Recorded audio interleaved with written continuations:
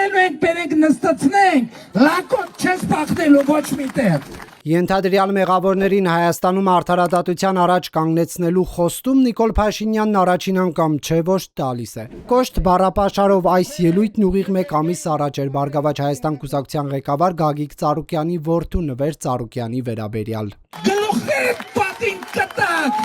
չոքացրած բոլորիդ բերելու եք պատասխանատվության։ Ռուսաստան-Բելարուսում ապաստանած Ծառուկյանի որդուն Հայաստան վերադարձնելու վերաբերյալ վարչապետի խոսույթը խիստ մտահոգիչ գնահատելով հանդերձ, իրավապաշտպաններն ընդգծում են, իսկ որքանով Փաշինյանին կհաջողի Նվեր Ծառուկյանին Հայաստան վերադարձնել։ Ձեռքերը չի հասնում արտասահմանից Հայաստան վերադարձնել նրանց, ովքեր մեղադրվում են այս կամ այն հանցագործության մեջ։ Խոստանալ բաներ, որոնք չես կարողանալու անել, վայել չես խալ է, հետո դա ձախողման նշան է։ 2 տարի առաջ Հայաստանը լքած Նվեր Ծառուկյանին վերադարձնելու հայտարարության ֆոնին հիշարժան են դառնում Փաշինյանի այլ խոստումներ աշխարհի տարբեր երկրներից մեղավորների վերադարձնելու վերաբերյալ։ Ոչ մի մուկ եւ ոչ մի ձուկ չի պլստալու, չի պլստալու։ Հայաստանում գողերի ժամանակ անցել է։ Ամերիկաներից լինի, Ռուսաստաններից լինի,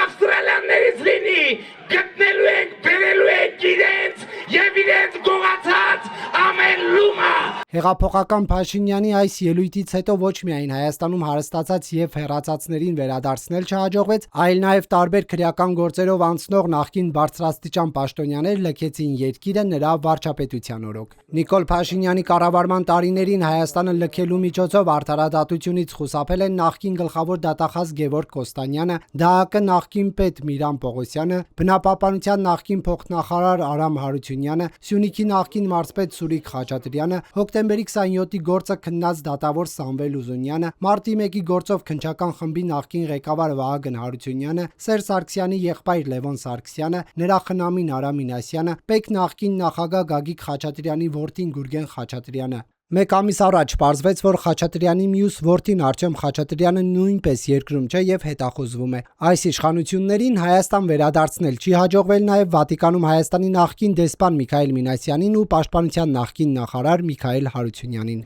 Ծառուկյան Գագիկ, լեզուդ երկարել է, ես քեզ ասում եմ։ Նիկոլ Փաշինյանը նախընտրական քարոզարշավի շրջանակում կոշտ բառապաշար կիրառելով ոչ միայն Ծառուկյանին էր սպառնում, այլ նաև Ռոբերտ Քոչարյանին, Սամվել Կարապետյանին ու այլ ընդդիմադիրների։ Ընտրություններից կարճ ժամանակ անց դիմակավորված ԱԱԾ-ականները ներխուժեցին Ծառուկյանի առանձնատուն։ Բարգավաճ Հայաստան կուսակցության ղեկավարին փողերի լվացման մեղադրանք առաջադրվեց իրանցի գործարարների հետ համատեղ բիզնեսին վերաբերող քրեական վարույթի շրջանակում։ Այս ամենը հաջորդում է Փաշինյան-Ծառուկյան սուր լեզվակռվին։ Արդյոք Փաշինյանն այսպիսով վրեժ է լուծում Ծառուկյանից իրեն արու առյուծի վանդակ մտնելու առաջարկի համար, թե որոշել է թալանվածը վերադարձնելու համակարգային գործընթաց սկսել։ Պետք է հուսանք, որ համակարգային գործընթացը այլևս սկսվում, որովհետև կարծես թե առավել քան երբևէ հենց վարչապետի մակարդակով գործող իշխանությունը շատ կոշտ է արտահայտվում դատական համակարգի այսօրվա իրավիճակի վերաբերյալ, ասելով, որ արդեն անհանդուրժելի է եւ որ պետք են լուրջ փոփոխություններ։ Այս տեսակ ձերբակալությունները ինչ-որ ճամպիկեսից